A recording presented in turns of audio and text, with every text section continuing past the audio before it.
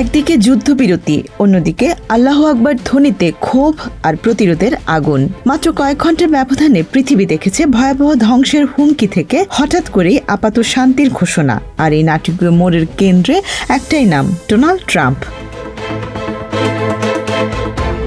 ঘটনার শুরুটা ছিল ভয়াবহ। ট্রাম্প সরাসরি হুমকি দিয়েছিলেন, ইরান যদি নির্দিষ্ট সময়ের মধ্যে চুক্তিতে না আসে তাহলে একটি পুরো সভ্যতা ধ্বংস হয়ে যাবে, যা আর কখনো ফিরে আসবে না। এই এক বাক্যেই যেন কেঁপে ওঠে পুরো বিশ্ব। তেহরান থেকে লন্ডন, ওয়াশিংটন থেকে উপসাগর, সবখানেই ছড়িয়ে পড়ে আতঙ্ক। ইরানের সাধারণ মানুষ রাত কাটিয়েছে উৎকণ্ঠায়, আর আন্তর্জাতিক মহল অপেক্ষা করেছে কবে নেমে আসবে সেই শেষ আঘাত।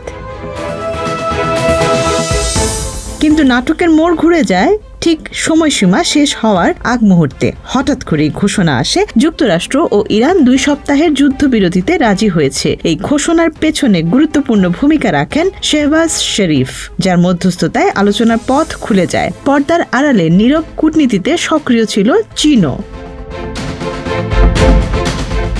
তবে এই যুদ্ধবিরতি যতটা স্বস্তির, ঠিক ততটাই রহস্যময়। কারণ ইরান কোনোভাবেই বিনা শর্তে থামেনি। তেহরান তাদের 10 দফা শর্ত সামনে এনে স্পষ্ট করে দিয়েছে এটি আত্মসমর্পণ নয়, বরং শর্ত সাপেক্ষ বিরতি। তাদের দাবির মধ্যে রয়েছে হরমুজ প্রণালীর উপর নিয়ন্ত্রণ বজায় রাখা, সব ধরনের নিষেধাজ্ঞা প্রত্যাহার, মধ্যপ্রাচ্য থেকে মার্কিন সেনা সরিয়ে নেয়া, এমনকি যুদ্ধের ক্ষতিপূরণও। সবচেয়ে গুরুত্বপূর্ণ বিষয় হলো তারা তাদের পারমাণবিক কর্মসূচিতে হস্তক্ষেপ না করার নিশ্চয়তা চেয়েছে।